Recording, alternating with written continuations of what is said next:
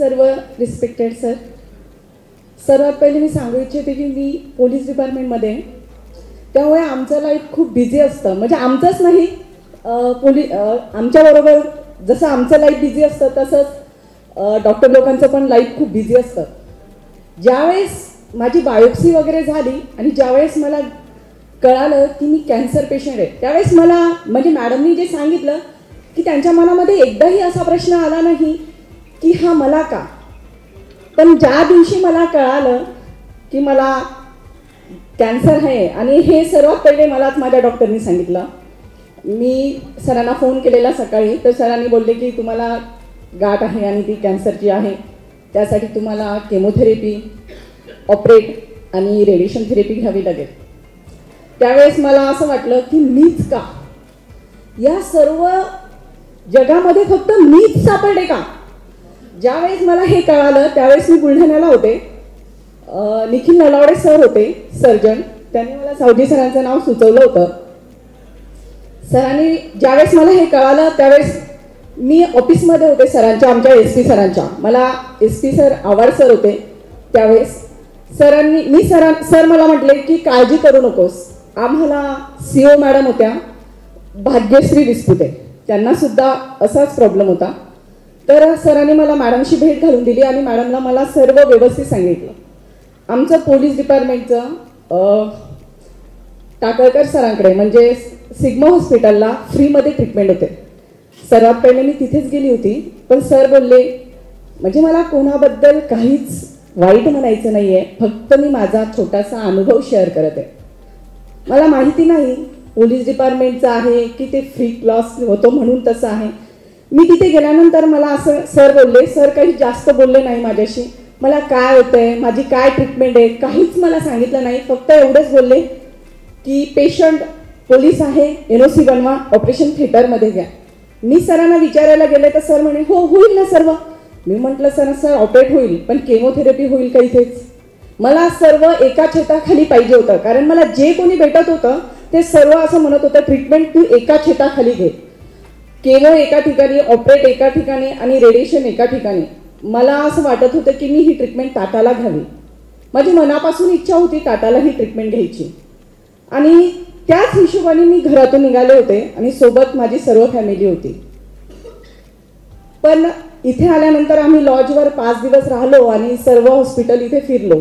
म्हणजे मी औरंगाबादचे Maratha cancer hospital, सर्व सिग्मा हॉस्पिटल, कमलनयन बजाज हॉस्पिटल आणि पुण्यामधील रुबी, सर्व हॉस्पिटलमध्ये माझ्या फाईल दाखवून मला फक्त एकाच हॉस्पिटलमध्ये असं सांगितण्यात आलं होतं, मी हॉस्पिटलचं नाव घेणार नाही आहे, तिथेच मला सांगितलं होतं की पहिले तुमचं ऑपरेट करावं लागेल. पण बाकीचे माझी फाईल बघितल्यानंतर सर्व डॉक्टरनी हे सांगितलं की तुमच्या याच्यामध्ये पहिले केमोथेरपी, नंतर ऑपरेट आणि त्याच्यानंतर परत केमोथेरपी असं असणार आहे. त्याच्यानंतर मग सर्व डिसिजन झाल्यानंतर असं वाटलं की म्हणजे ही ट्रीटमेंट जेव्हा माझ्यासोबत जे झालंय ते सर्व तुमच्यासोबत झालं असणार आहे. कारण की आपल्याला जेव्हा ही ट्रीटमेंट घ्यायची असते तेव्हा आपल्याला असं वाटतं कोणाला विचारावं, ह्याच्याबद्दल आपल्याला कोण चांगलं सांगणार आहे, कोणाचं ऐकावं. कारण सांगणारे इतके असतात ना यावेळेस की आपल्याला असं नको करू, असं कर, असं नको करू, हे कर, इथे नको जाऊ, तिथे नको जाऊ, आपण पूर्ण गोंधळात पडतो. पण आपल्याला आपला स्वतःचा एक डिसिजन घ्यावा लागतो. मग मला असं वाटलं की आपण टाटाला गेलो, तिथे नंबर नाही लागला, त्याच्यानंतर आपण 21 दिवसानंतर केमोथेरपी असणार आहे, येणं जाणं कसं होणार आहे, माझी रेस्ट होणार आहे का नाही. मग नंतर मी सरांना भेटले, तुंगनवार सरांना. आणि खरं सांगू का, ज्यावेळेस मला सरांना मी भेटले आणि मी खूप सरांना भेटले, खूप डॉक्टर लोकांना भेटले, पण जिथे माझं समाधान झालं ना ते तुंगनवार सर. आणि मी त्यांना बोलले पण होते, सरांना आठवते की नाही मला माहिती नाही, पण मी सरांना बोलले होते की सर खरंच मला आज तुम्हाला भेटल्यानंतर असं वाटतं की मला देव भेटलाय. कारण तुम्ही मला जेवढं सरांनी मला खूप वेळ दिला त्यावेळेस. कारण ज्यावेळेस आपल्याला खरंच डॉक्टरचा वेळ हवा असतो ना त्यावेळेस सरांनी मला त्यांचा वेळ दिला. सर्व स्टार्टिंगला मी सरांकडे गेले ना, माझ्या मनामध्ये खूप प्रश्न होते आणि त्या सर्व प्रश्नांचं समाधान सरांनी माझं केलं. खरंच सर माझ्यासाठी देव आहे. मी असं नाही म्हणत आहे की प्रत्येक सरांनी खरंच खूप चांगली ट्रीट केलं आहे, खूप चांगली ट्रीटमेंट दिलेली आहे, पण जे मला योग्य मार्गदर्शन होतं ते सरांनी मला केलं. आणि मी पण मला म्हणजे ज्यावेळेस मला हे कळालं ना की ब्रेस्टला गाठ आहे, त्यावेळेस सर्वांना म्हणजे पोलीस डिपार्टमेंटमध्ये ना सर्वांना मी असं नाही सांगत, मी खूप सर्वांची खूप लाडकी आहे पोलीस डिपार्टमेंटमध्ये. माझा स्वभाव आहे ना खूप कॉमेडी आहे आणि खूप पॉझिटिव्ह आहे.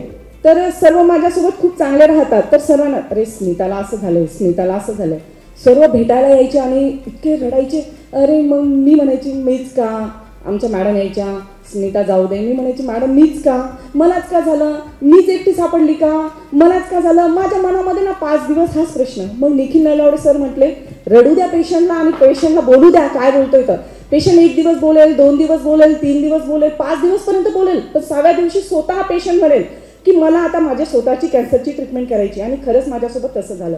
पण आता मला बिलकुल असं वाटत नाहीये की तो मलाच का झालाय. आणि मला खरंच असं वाटतं आता तो मला का झालाय, कारण की मला देवाला असं वाटत आहे की माझ्यामध्ये खरंच तो स्टॅमिना आहे आणि ती कॅन्सर लढण्याची शक्ती आहे. आणि सर्वांनी फक्त मॅडमनी ते सर्वांनाच, मला काही जास्त सांगायची गरज नाही, कारण की माझ्यापेक्षा खूप मोठ्या माणसांनी खूप चांगले मार्गदर्शन केलेले आहेत. आणि फक्त एकच सांगायचं आहे की माझा अजून एक प्रश्न विचारू का, स्टेजवरून विचारणं योग्य नाही तरी विचारू का. मला फक्त याच्यामध्ये विचारायचं याच्यामध्ये रिकरन्सी आहे का. मला त्याबद्दल शुअर नाही आहे आणि रिकरन्सी असेल तर सांगून द्यावं, कारण की मनामध्ये एक भीती आहे माझ्या. तर त्याचं पण निरसन व्हावं. बस बाकी सर्वांनी खंबीर राहावं आणि लढा देत राहावं शेवटपर्यंत. धन्यवाद मला बोलण्याची संधी दिल्याबद्दल.